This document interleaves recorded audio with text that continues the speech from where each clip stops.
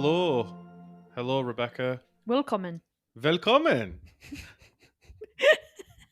Ah. I haven't got a clue what I'm going to say. Gut, danke. Du kommst So let's... aus Österreich? Shit, what's the German word for England? England? Anglaterra? I don't think Is that. it not Anglaterra? No, that's like Spanish? No, Anglaterra. Honest to God, if you search it and it's Anglaterra. Nope, it's not. It's England. English? No, it's du kommst aus England? Yeah. Yeah. Well, obviously, Duolingo's threats are getting to me more than they're getting to you. How are you? I'm all right. I'm just getting ready for going to Tolkien Talk. It's coming up quick. It's coming up quick. Ticking, So times are ticking. we've extended our trip now. So what we're going to do is we're going to drive Tuesday night. We're going to drive down to Kent or further down the country because it actually takes us longer to get from Durham to Kent than it will take us to get from Calais to Geldern. And we still haven't decided what we're quite doing when we get to Germany because Tolkien Tag doesn't start until the Saturday and we don't get our house with our friends until Friday. I'm sure So, we will find something to do. So we've got like basically Wednesday night, Thursday night in Germany. So if there's Hit us anything, up if there's any raves or if there's any hard rock. cafes. No. We haven't really decided. I think we talked about going to Hamburg because I want to see that like miniature world. Do you know, with like the miniature railways, like the biggest miniature railway in the world? Yeah. If there's anything really cool to do with food. Yes. Oh, any yeah. cool live music. Oh, okay. Live music. Because I like live music. I don't know. But Any rock also, music. if anyone can hit us up as well, right? Because I'm not sure. I haven't checked the latest figures, but after Germany, we're driving from Geldern to Prague because I'm at a conference from Monday to Thursday, and we're going to a beer spa and we're doing like some other stuff. And I was looking at going to a castle that is meant to be where the devil or the portal to hell is, and it's a 13th century castle. It's an hour away from us, but let us know what the parking situation is like in Prague because I think there's some near the hotel, but I'm just not sure how whether there's like reputable car parks to go. I know that's a very niche thing to ask. Jesus, you're boring as It's a fuck. very well, it fits with the tone of today because we're going to talk about fucking calendars today. The episode today is so dry that if you tried to have sex with it, you would rip your dick to shreds, or your vagina would be inflamed. It's that dry. It's such a dry subject. Every woman listening to this now has got chapped lips. That's how dry the subject today is. But as usual, I do get into a bit of a rabbit hole. So there's some real world stuff we're going to talk about. But before that, it's that time of the year again where I'm doing charity stuff. And I've got two events coming up. One is the Tolkien. It's the Tolkien Trail Race in July. I've not really pushed any fundraising for that yet, but I'm doing that for Andy's Man Club, which is about men's mental health. And it's only a 10k trail race, but it's apparently what inspired Tolkien with the Shire. So I'm expecting some very, very nice things from that. But the other thing that I'm doing is for a charity called If You Care Share, which is local to the Northeast, who do suicide prevention and bereavement support in the community. And what I'm doing for that is a stand-up comedy set. It'll be the first time in my life I've ever done stand-up comedy. And that is part of an event where there'll be other people raising for their charities at a club called Digital in Newcastle. So the tickets are on sale now. If you're wanting to donate, please do check the link in the Instagram bio. I'll also put it in the link for this episode as well, in the description for this episode. But yeah, and if you are local to the UK or you're going to be in Newcastle on that day, because I've got people who are actually coming from Edinburgh who said they're just going to make a day of it. It's Sunday the 22nd of June at Digital in Newcastle, and I'll be doing a stand-up comedy set amongst other people who are doing the same things. And yeah, and if people don't laugh, then that just means that they hate charity and they're miserable cunts. So it's a win-win for me, really, Because if you don't laugh, you're a terrible person. If you do laugh, it's because I told a great joke. So yeah, I was practicing some of my material on you at the weekend, wasn't I? Yeah, on the long drive. But it Which wasn't that long actually. yeah, which people think like, oh well, she's your wife, she has to laugh. She was actually the person I was worried about doing it to the most because Becca is pathologically set against me. It feels like it's just like My whatever I'm God, trying to do, you're just like, honestly. fuck off, Chris, idiot. You just got a problem with me this week. I think you've got a problem with me this week. That's where we're Do going. you know what my problem with you is this week? You've got a dick and I've got a vagina. And I have to go through so much other shit because of having a vagina. It's not fair. Sometimes life sucks for women. Okay? Deal with it. So this is called. It's when you've been together for a long time. It's called postmarital stress, PMS for short. So tell your wife or girlfriend next time she's angry at you and you've been together for a long time. Ask her if she's PMSing. It's because you've been together in a relationship so long. I'm pretty sure that's what it stands for. So Becca is PMSing this week because we have been together nearly 10 years. So that's what's Has it nearly been catching up 10 to her. years? It's been 8, 9. It feels like a Someone was lifetime. asking how long we'd been married for at the wedding last week. 4 years this And I year. was like, 3. 4 years in What's June. the date? Well, we'll be at Tolkien Tag on our Yes, anniversary, we will which is be. the 12th of June. Yeah. It was going to be the 13th of June, and then COVID We're happened. going to renew our vows at Tolkien Tag between lots of nerdy Tolkieners. No, we're joking. Of course we're not. We don't love each other that much. I'm gonna try and shag a big titty elf in the woods. By woods, I mean vagina. I'm going to grab a hold of Shelob and have my lesbian fantasy with her. Nice. That's hot. That is pretty hot. Shelob as in like when she's in a sexy human goth form. Yeah. Hell yeah. Right, Not well, in that's the me having a wet full-on dream tonight. spider mode. Yeah. I always think spider mode is when, like, if she would, like, as you were Wrap shagging me up. someone, if they wrapped their arms and legs around you so you had to come in them, and that's when they were like, that'd be spider mode. Because, like, the way a spider's legs clench when they die. Oh. Anyway, God, where was I even going with this? Right, so, yes, charity stuff.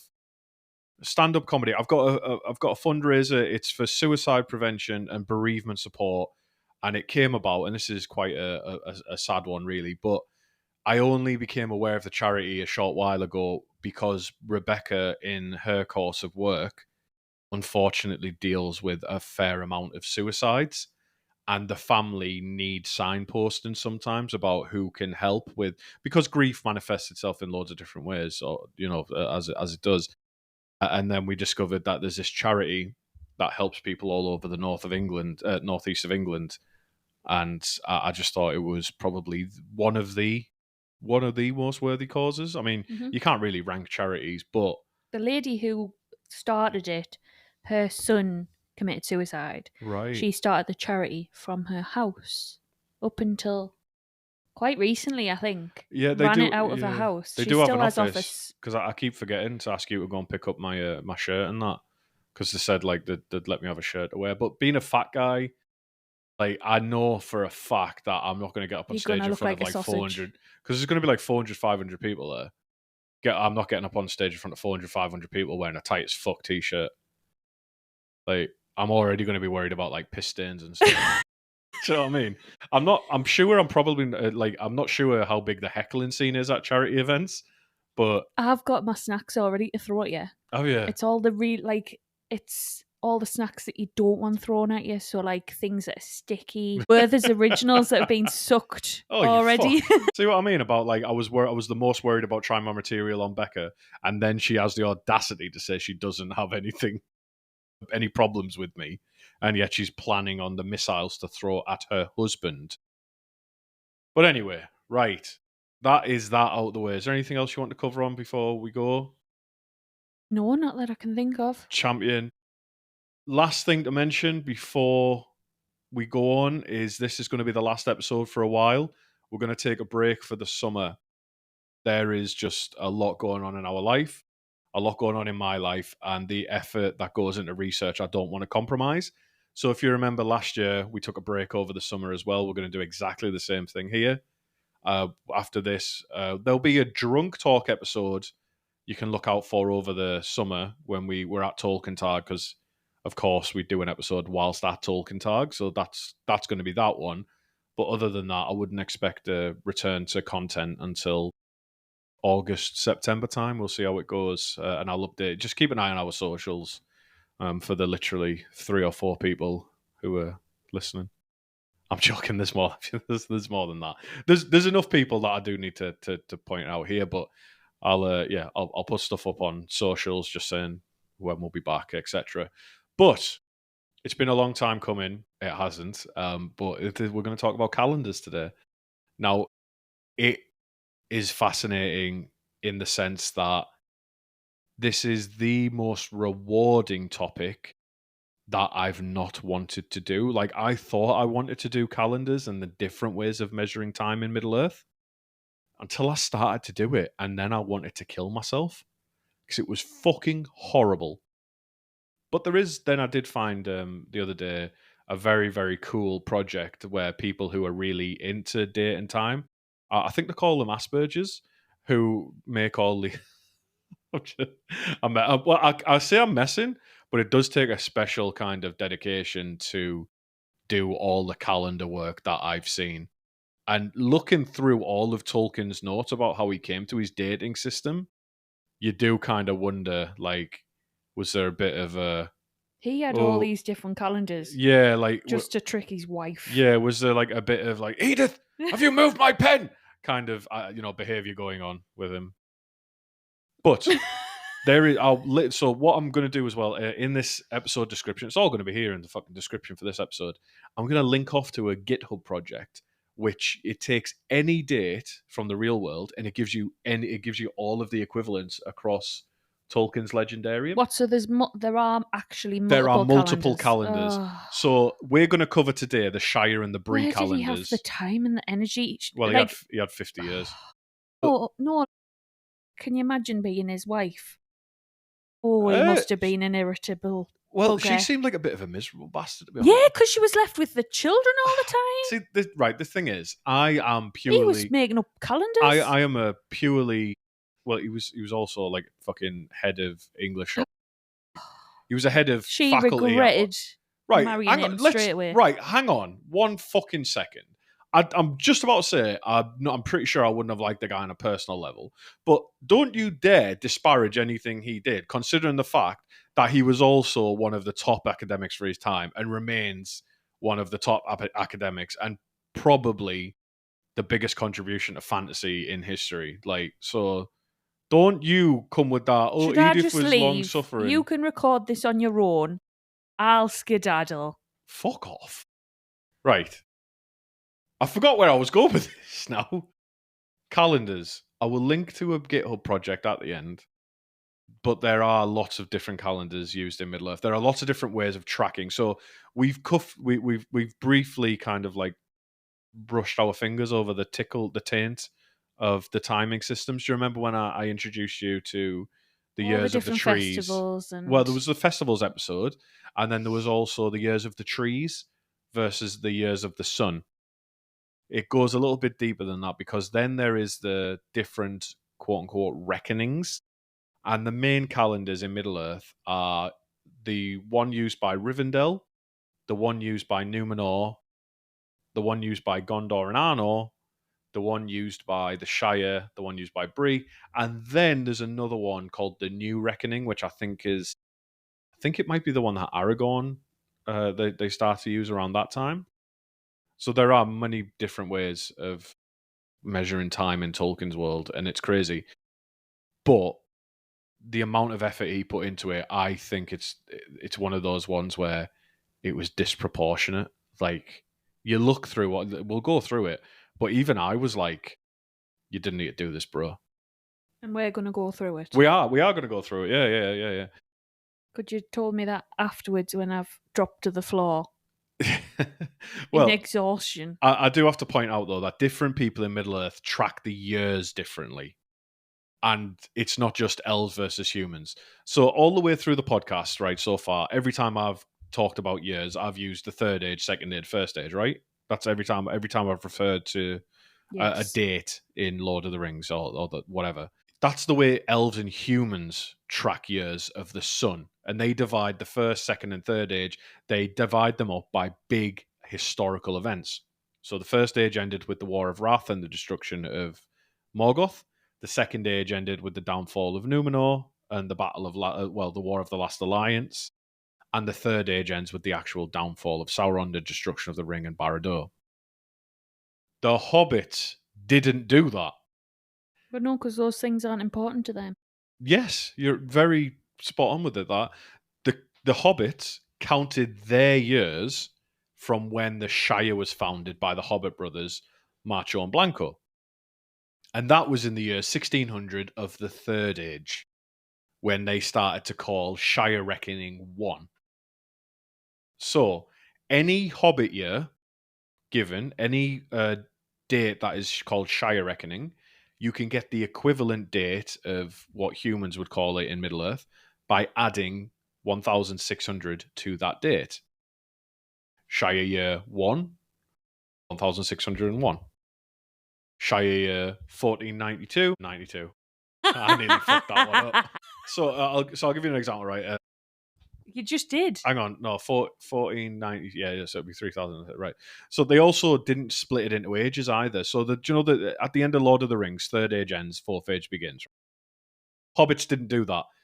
In the year, the human year, 3021 of the third age, that was the last year of the third age. The next year for humans was fourth age 1. The Hobbit version of that was the year Shire Reckoning 1421. Add 1600 to it, 3021. But when the humans moved over to fourth age 1 and carried on, the Hobbits just the next year was just called 1422. Were they around before humans? No. Well, they're an offshoot of humans, aren't they? But it's alterations to human calendars that they use, and we'll get into it because the way that we'll go into weeks and days and months as well as years, because we're going to cover like how the calendars are tracked. So how did they come to this? Well, the Hobbits got to this version of their calendar by adopting what was called the King's Reckoning, which was the calendar system used by Numenor and Gondor and Arnor. They then made their alterations, and even the humans had taken all. So elves had the first calendars. Numenorians adopted that, made some changes. Elendil, Isildur, they got to Middle Earth, founded Gondor and Arnor, took the Numenor calendar, made some changes. The Hobbits and humans settled in Bree, made some changes. Marcho and Blanco left for the Shire, adopted the calendar, made some changes. Do you see? It's just boom, boom, boom, boom, boom. It's just that. That's all it is. So it's fucking Plato's Cave, a copy of a copy of a copy. So it's like if every country on the globe decided we're going to have our own calendar. They used to. We'll get into that in the real world one because the month, the Aztecs. So exactly. So the month names and the Egyptians. The actual names for the Hobbit months are based on old Germanic month names, which used to be regional. So calendars used to be regional. You're right. Like not even just countries, just regions. They'd all have different ways of doing it. So there are 12 months in the Shire calendar. Thank God. Don't have to fuck around with anything else there. But I think Tolkien actually made some really cool improvements to the calendars, and I never thought I'd say that sentence. Never thought my life would reach the point where I'm complimenting someone on their calendar system. But here we go. I mean, you sound like you were going to suck his dick if he was right in front of you before. Fuck. Right. Controversially, I don't think I would have liked Tolkien as a person. He seems pretty stuffy and insufferable. I don't think I would have gotten along with him. However, I've never really been interested in the man anyway. I'm interested in his stories. What? In his form? In his form. His form?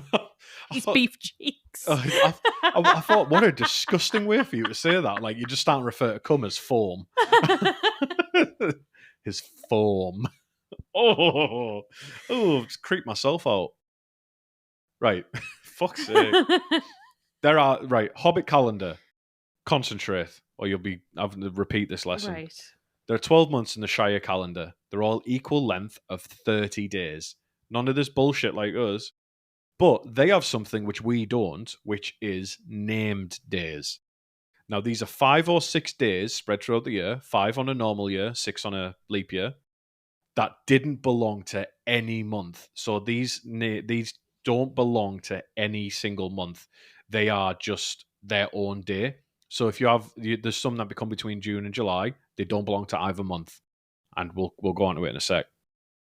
So there was 5 on most years, 6 on leap years, which took place on every 4th year, except for the last year of a century. Now that is kind of similar to the real world, but opposite, which we'll go on to later.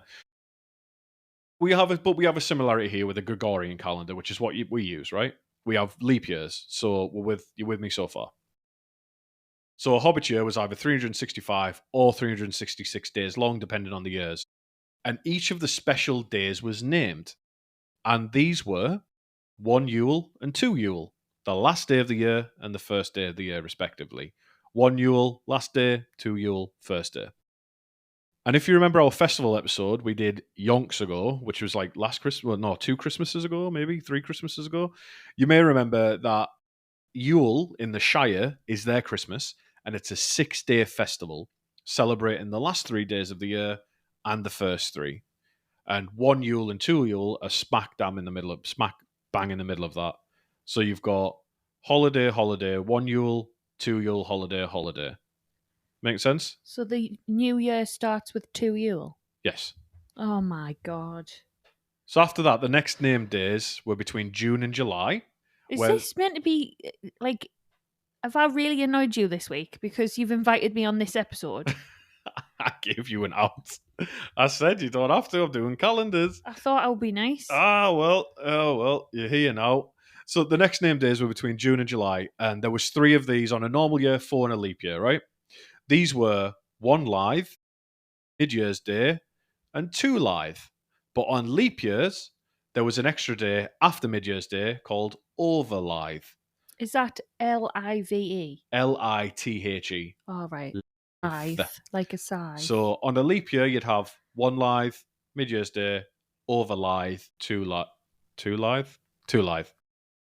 So all leap years would have 4 days. Normal years would have 3 days, and they have overlive for their leap years. We have February the 29th on our leap years. So you add an extra day in somewhere. Yeah. That's all they did. And then in the story, though, so in Lord of the Rings, the year after Sauron fell, which was Shire Reckoning 1420, or the Third Age 3020, it was a leap year. And there was an overlive that year. Fuck! There was an overlive the year after Sauron fell. And it was recorded as the best on record because of a bountiful harvest and a beautiful summer. So that might have had something to do with the world's, like literally the world itself celebrating the downfall of Sauron, but also, and you won't have come across this in the books yet, Samwise gets a gift from Galadriel, which is soil. And when he makes it back to the Shire after the events of Lord of the Rings, he becomes mayor of the Shire, but he spends most of his time traveling around the Shire replanting trees and with the special soil. And he uses the special soil in certain places, and he grows a new he grows a new trees and stuff like that. So it was also said that year there was like a ridiculous amount of hobbits born as well, and loads of people got married, and it was absolutely it was just beautiful. Everyone was thriving instead of surviving. Exactly. Now, this I think will tickle your nice little OCD brain, right? Because the Hobbits made a fantastic change that I think we should adopt. Hobbits did not like weekdays shifting. They hated that weekdays would change year to year. So they made a reform between the years 2683 to 2722 of the Third Age, or Shire Reckoning 1083 to 1122, during the time of Thane Isengrim took II, and they changed their calendar. So over 1,000 years into the Shire being settled, they made a reform because they were fucking sick of not being able to understand what weekday was going to be when. So what they did was they removed Mid-Year's Day and Overlithe days from having a day of the week assigned to them. So just like the named days sit outside of the months, they then changed two of them to sit outside of the week as well. So let's say you have Overlithe. Mid-Year's Day is going to be on a Friday. You go to bed on Thursday. Then you wake up the next day. You have Overlithe, Mid-Year's Day. You go to bed. You wake up the next day, 2 days later, and now it's Friday.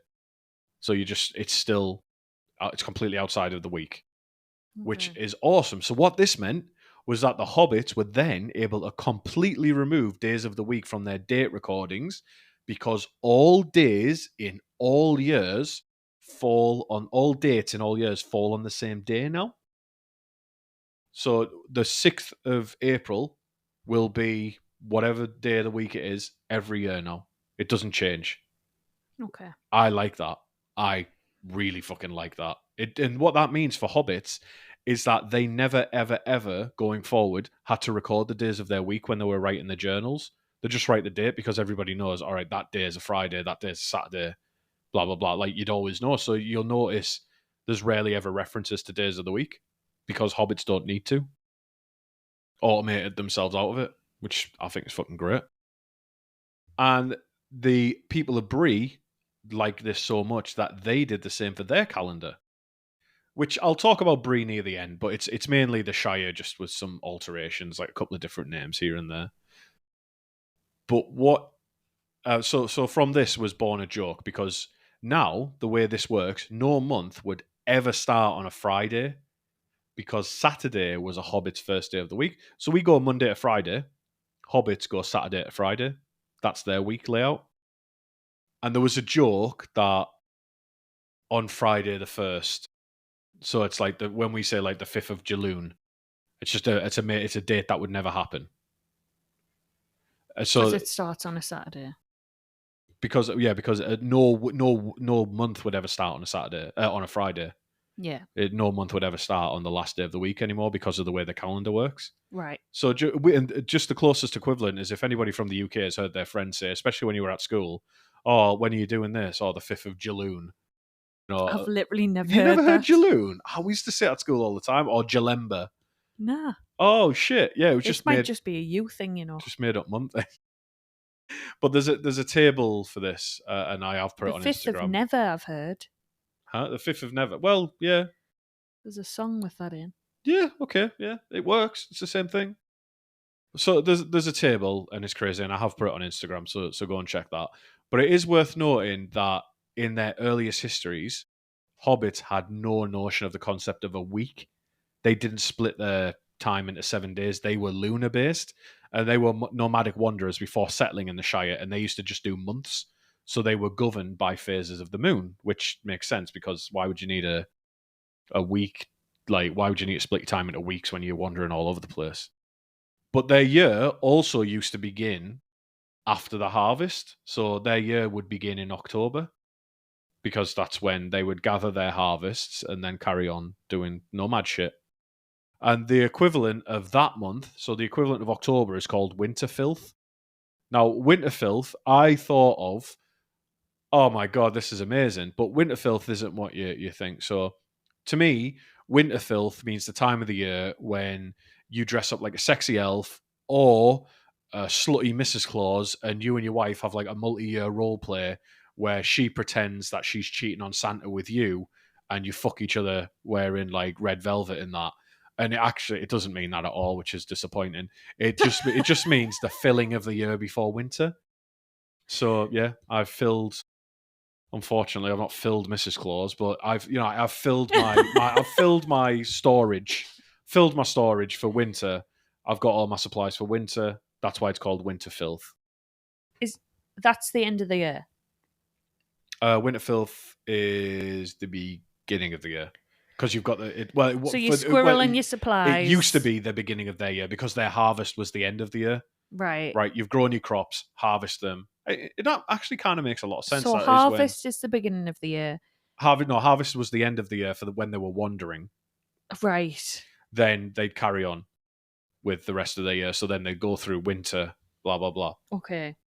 So let's start with days of the week, and then I'll go on to months in a second.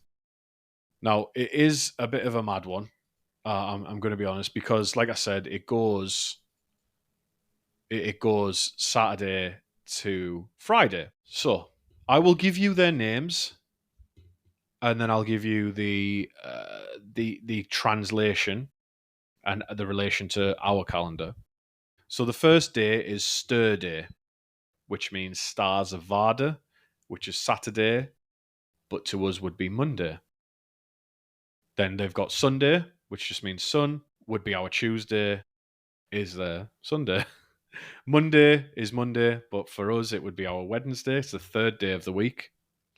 Truesday, which means Trees of Valinor, Trew, True, is their Tuesday, our Thursday, so their fourth day of the week.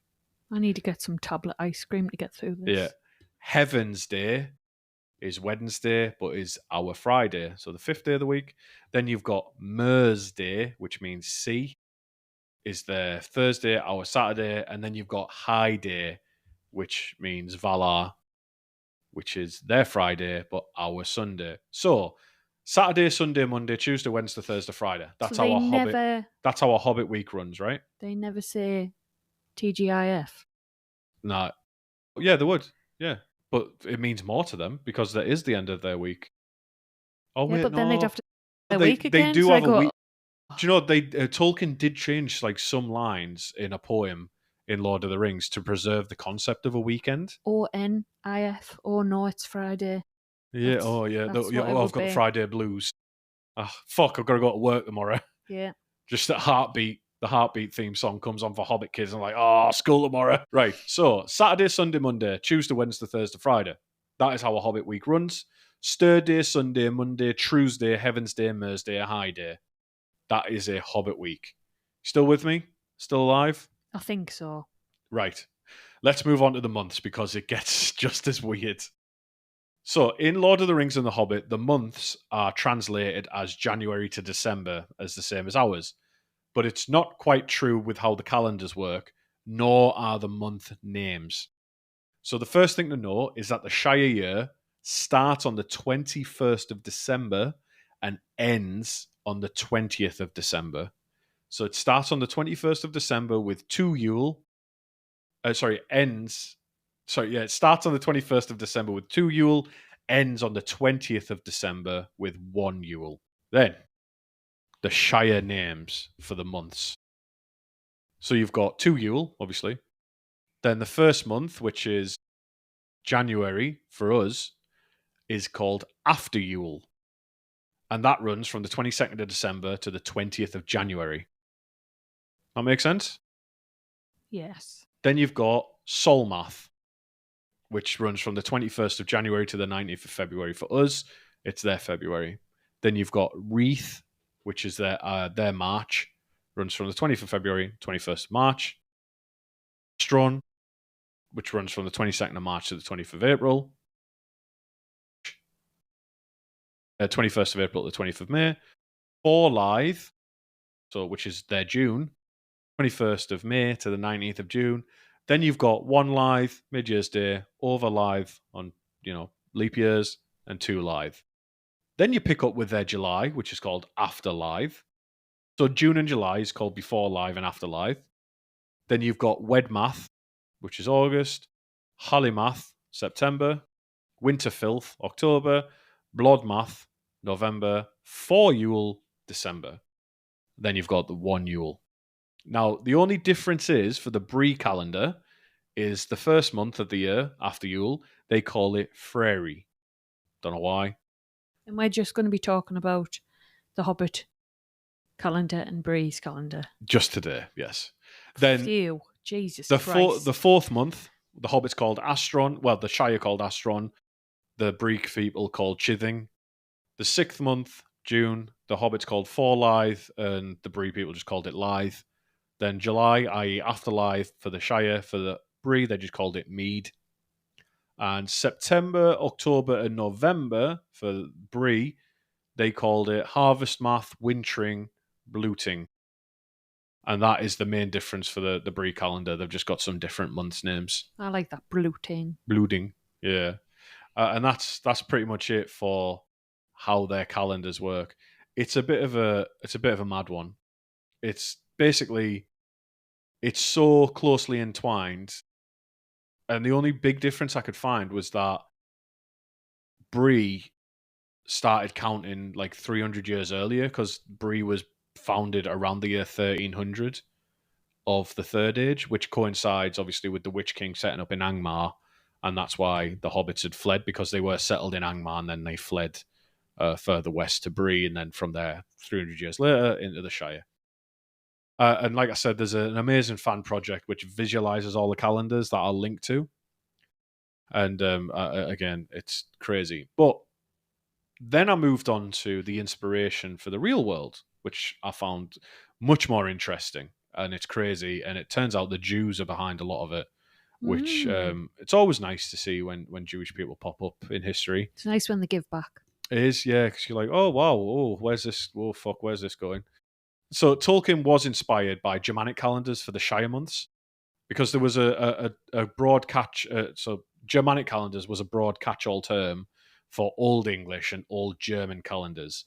They were used regionally, and they varied a lot before the adoption of the Julian calendar, which happened in the early Middle Ages.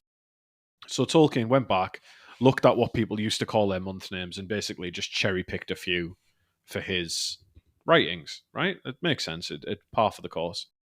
So the Julian calendar I mentioned is the precursor to what the calendar is that we use now. Most of the world now uses the Gregorian calendar, which we know and love. January to December. Christmas is on the 25th of December, etc., etc., right? But there are still people who use the Julian calendar, which I'll come on to in a second. But the natural question is, what's the difference between the Julian calendar and the Gregorian calendar, right? The Julian calendar was introduced by Julius Caesar in 45 BCE. Or just BC, before Christ. We don't muck around with that common era stuff here. So in the Julian calendar, it assumes a year is 365.25 days long. Yeah. So it adds a leap year every 4 years. But the problem is that they miscalculated this by about 11 minutes. And this is crazy, right? They miscalculated the length of a year by 11 minutes. And that caused some big fucking problems, because you then get drift on the calendar.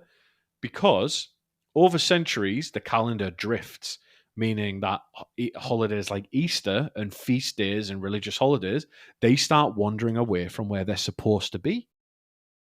And that was the problem. So you start getting Easter lambs being born when it's snowing. yeah, like you'd add a day. So the difference between the Gregorian calendar and the Julian calendar is, I think with the Julian calendar, you'd add 1 day to every year, every 120 years or so. With the Gregorian calendar, you add like a fraction of a day every 400 years or so. So the Gregorian calendar, this was introduced by Pope Gregory XIII in 1582. It fine-tuned things by making fewer leap years, because the actual length of a solar year is not 365.25, it's 365.2422. So it seems a very small difference, but when you talk about over centuries, it does really fuck things up. Yeah. Which is interesting to see people take a long view, isn't it? Like, you don't normally see that. Yeah. So when they don't serve for very long, that's what I mean. Yeah, we've lived through like fucking 3 popes now. Jesus. R.I.P. the big man. I mean, I'm not a Catholic, but like... Well, you've got a Papa French. Well, yeah, I got that when we went to Rome, yeah. Yeah, anyway. You've got his little magnet. Pope Gregory XIII, 1582, made changes to the calendar so that there was fewer leap years. And if a year is divisible by 100, it's not a leap year unless it's also divisible by 400. 1600, the year 1600 and 2000 were leap years, but 1718 and 1900 are not. And this keeps the calendars much, much, much closer to an actual solar year. So we're just trying to stop our calendars from drifting, basically, to keep us in time with the sun. If I was to simplify it, The Julian calendar is the difference between me and you when we're baking and cooking. I cook with soul by eyeballing everything, guessing, and just seeing what feels right. I'm the Julian calendar. You bake, it's a science. You measure everything out. You're very particular. You follow the method because you know if you don't, there's chaos. Mm-hmm. You're the Gregorian calendar. I'm Julian. You're Gregory. Now let's fuck. So, the first to adopt the new calendar in 1582, straight away, France, Italy, Poland, Portugal, and Spain. They were the first ones. And then the last country to officially switch to the Gregorian calendar was Turkey. And put your answers, get ready for us, the audience. When do you think the last country to switch was? Give me a century or a decade. Don't look at the screen. 19th. 19th century? Yeah. Later. 20th. It was. It was.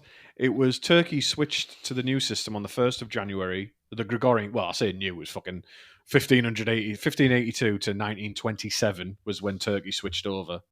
But you're shaking your head. I mean, England took a long fucking time. nowadays they're actually going backwards in Turkey. Well, Because they're yeah. going to start giving medals to women once they've had a certain amount of children, like they did in Nazi Germany. That's pretty fucking weird. So, yeah. Wow. So they're There's- actually going backwards in time now. Yeah, there's a lot of stuff now that you're like, Jesus Christ. There's nobody looking at history. Like, it's, yeah. So we all use the Gregorian calendar now, mostly. But who still uses the Julian calendar? And there are still holdouts. Julians. Julians. King Julian. Everyone called Julie has to use the Julian calendar. I like to move it. Yeah. So if you work with someone called Julie and she doesn't turn up to work some days, it's because she's using a different calendar system to you. Or if she's late, it's because her solar drift is different to yours. So, go easy on her. So if there's a few people who still use something called the revised Julian calendar, where they keep fixed days like Christmas in line with the Gregorian calendar, but then they let other feast days drift according to the fucking mad calculations, right? But the main people who use it as the Eastern Orthodox Church and the Oriental Orthodox Church for religious purposes. So these are like the Russian Orthodox Church, the Serbian Orthodox Church, the Georgian Orthodox Church, the Jerusalem Orthodox Church, some parts of the Ukrainian Orthodox Church, although the switch is going on, and the Berbers, who are in North Africa, and apparently it's for agricultural purposes. They use old school farming calendars. And that was odd because that led me down another rabbit hole because I was like, right, well, why is Easter on different days then? And this was a very fucking surprising answer. So England does use the Gregorian calendar, but Easter still changes. So I was like, what the fuck? So I wondered if we actually did use a Gregorian calendar. Was I perhaps not aware and we used revised Julian or something? And the answer was weird. But England and the rest of Britain and its colonies, the empire basically, at the time, the empire, didn't actually switch from the Julian calendar to the Gregorian calendar until 1752. So like 200 and something years later, or nearly 2 centuries later, right? They were super late to the party because they didn't want to listen to the Pope because of the Reformation. And when they did finally switch, now this is weird. They had to skip 11 whole days to catch up. So on the 2nd of September, 1752, people went to bed. Hundreds of people didn't have their birthday. They went to bed on the 2nd of September, 1752. They woke up and it was September the 14th, 1752. But what was really fucked up is that a lot of people at the time thought their lives had been shortened by 11 days and they were like really, really worried. And there was some claims about riots at the time, but this was it was a misinterpretation of a painting from 1755, which was by a painter called William Hogarth. And it's a very common misconception that there was riots about these missing 11 days. And this painting is called an election entertainment, which is a debate between the Tories and the Whigs, Tories were pro-monarchy and Whigs were anti-monarchy. They were the political parties of the time, which is interesting because in the UK now we still use the term Tory to refer to these people. It's still the same people, which is like pretty crazy. but the Whigs evolved into the Liberal Democrats. And Oh, interestingly I've enough, seen that before. yeah, oh, have you seen the painting? Yeah, I have. Yeah. Well, interesting enough though, both the Whigs and the Tories started as insults. That's what their names mean. So Tory means Catholic bandit, and Whig means a Scottish cattle thief, which is, yeah. But anyway, let's move on to Easter itself and why it's really right. Because Easter changes every year. Like some years it's in March, some years it's in April. But it's not because of the Gregorian calendar. It's actually because Easter is based on the first Sunday after the first full moon after the spring equinox. And that's why Easter changes. And then I was like, right, well, why? What the fuck? And it turns out this has always been a movable feast. And it goes back like over 1,000 years, even back in like Julian days, over 2,000 years, sorry, because even when it was the Julian calendar, it was still really fucked up because both calendars, the Julian and the Gregorian, use an ecclesiastical approximation to calculate when the fuck Easter's going to be. They use moon cycles to figure it out. And I was like, right, well, okay, what's ecclesiastical approximation? And lo and behold, the Jews did it. It's unfortunately the truth here is that the Jews are responsible for Easter moving. That minor inconvenience every year to forgetting when Easter is, the Jews did it. I'm sorry to say. So I had to wait longer for my hot cross Yep, buns. yep. The hot Actually, I cross didn't buns. wait. I just Hot got them cross early. buns are delayed every year because of the Jews. And the answer. So Easter is supposed to celebrate the resurrection of Jesus, which happened around Passover. Okay, now Yeah. hold on to your honkers. Passover is based on the Jewish lunar calendar, meaning it follows the cycles of the moon, right? Just like the hobbits as nomads. It wasn't a fixed solar date like Christmas. Like we all agreed, right? Christmas is the 25th of December. It's nothing to do with the phase of the moon. It's just this day of the year, every year will be Christmas. But early Christians didn't want that. They wanted Easter, the resurrection of Jesus, to stay linked to Passover, but they didn't want it to be controlled by the Jewish lunar calendar. So this was where there was obviously a bit of a difference between early Christians and Jews.